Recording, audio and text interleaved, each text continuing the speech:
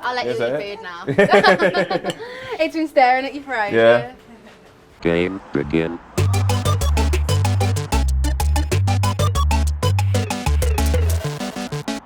So hi, I'm Maya and welcome to my coffee shop date. Hi, nice to meet you, Chezney.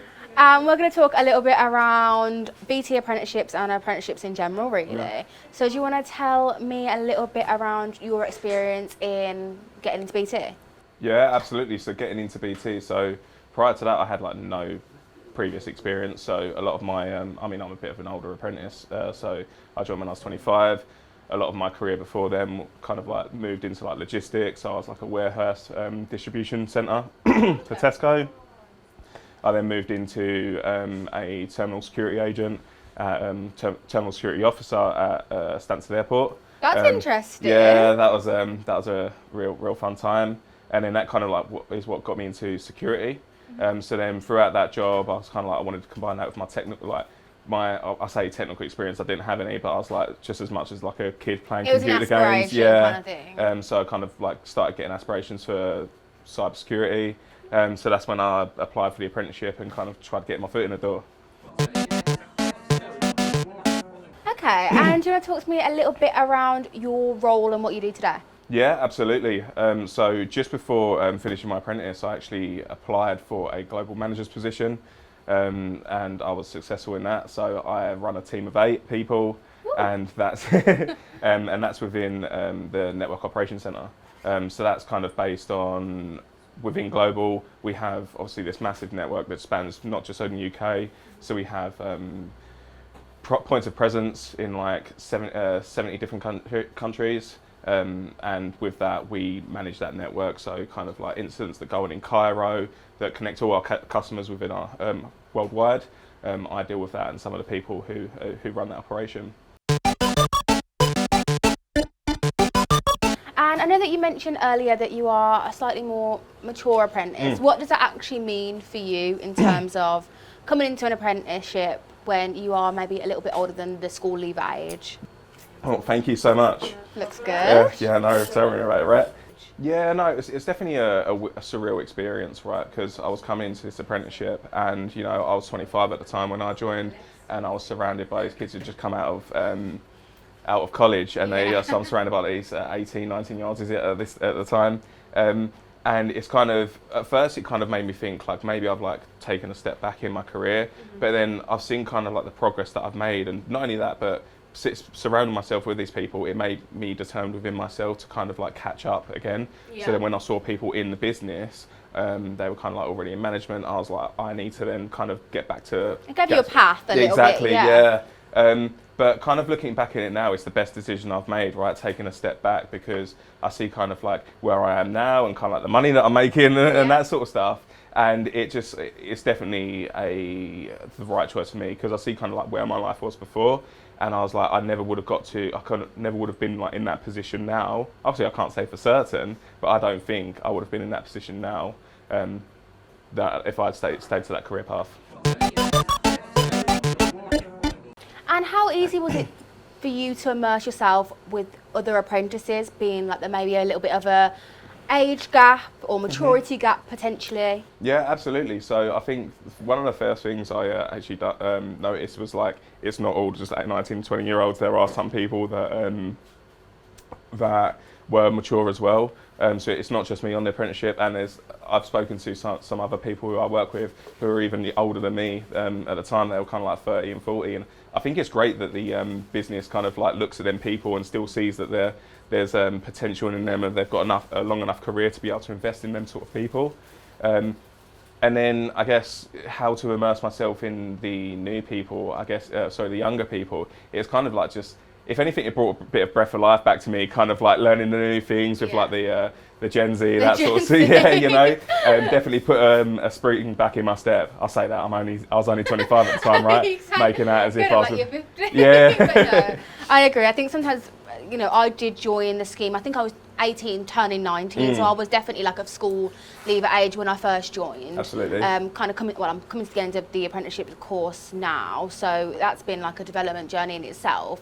But I actually joined with somebody who was slightly more mature as well, and I think us working together, he was able to give me like advice that he's had from previous careers, whereas I was coming in completely green, completely new. Yeah. And he was able to give me that guidance. So I can imagine that it was the same for you, whereas you've been able to do that for newer apprentices. Yeah, no, absolutely, yeah. And I think it's definitely some of the apprentices that I took on. So obviously when you join the BT, you kind of get submitted a buddy, that sort of stuff, and kind of you're 2 years in, like 1 or 2 years into your BT career. So you're kind of starting to know the ropes, and definitely within that, like having that experience of what life was like in other companies outside of BT, and you're able to compare them and actually say, you know, actually it ain't all too bad when they're kind of like, you know, disgruntled about something or anything like that. You're saying actually it actually isn't that bad because I've seen like they say the grass is green. I've seen that other grass, right? Yeah. So I've been able to like compare and contrast, and I've been able to express that onto some of the other apprentices, and definitely I think some of the apprentices that I buddied have like gone on to achieve great things.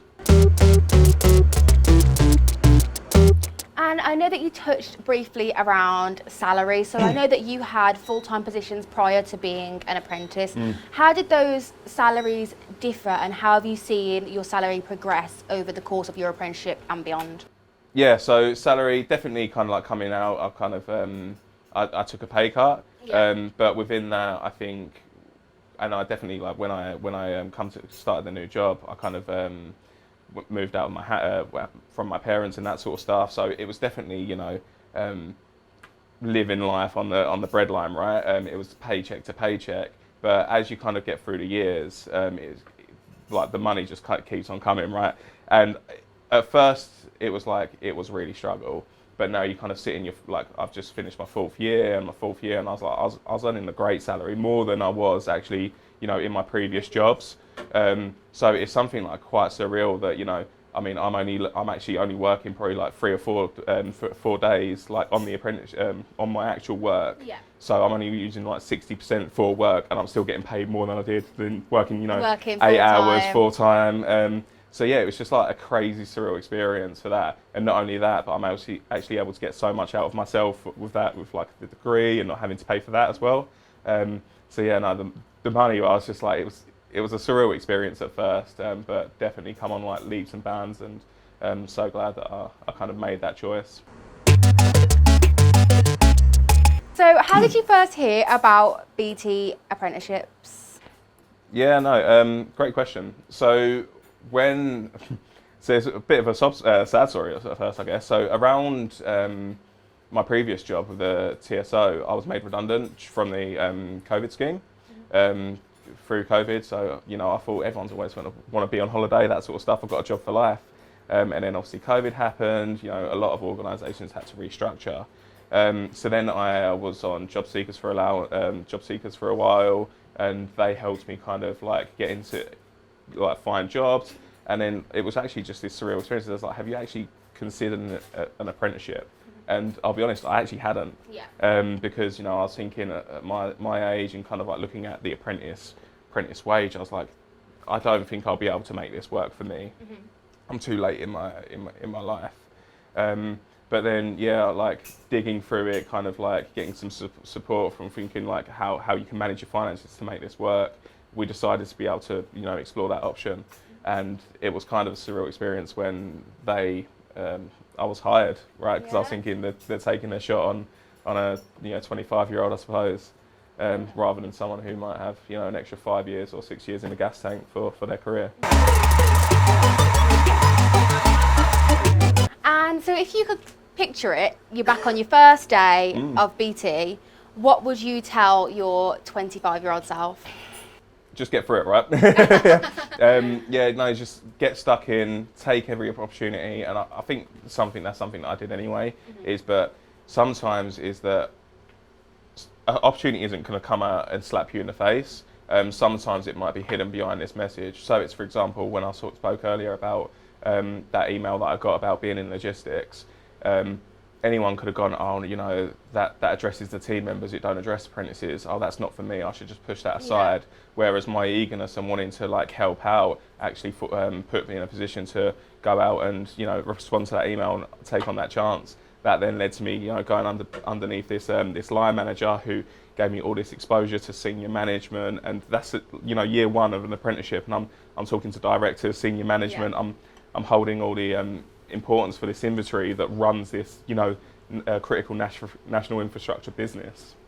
And so, yeah, I think that's number one that I tell myself and other people, and I'll look into the camera for this, is that, opportunities isn't what they seem. Sometimes, you just need to look under a little bit and they'll be there, and just take everything as it comes.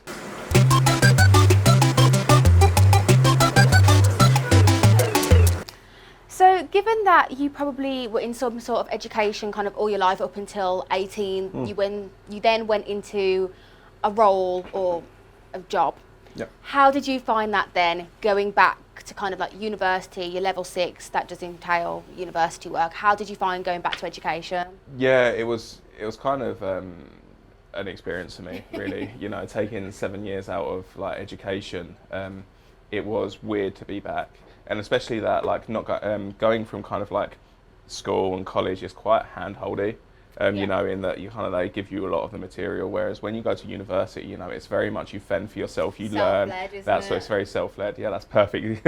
And so for me, that kind of almost just tripled that. But I think the way that when I joined the business is that we was in the business for like 6 months, so you kind of found your feet, and then we started university. Okay. So that kind of probably helped in some sort of way, because then I ain't taking on 2 flights at once. But joining the classroom, it was like, it was very strange, because I don't think I was ever technically gifted in kind of like the classroom. Very dependent on like tests and retaining information. Whereas the university experience I've had is kind of like more like coursework, and you write your project and that sort of stuff, and you do your dissertations. It's kind of like that bulk of and it's words. relevant to your work as well, isn't it? So that's helpful, isn't it? That you're not kind of doing it off like study cases and things like that. Case studies. It's actually relevant to your everyday role. So I think sometimes that makes it a little bit easier, that you're learning on the job, but you can also kind of apply that to your university work as well. Absolutely agree.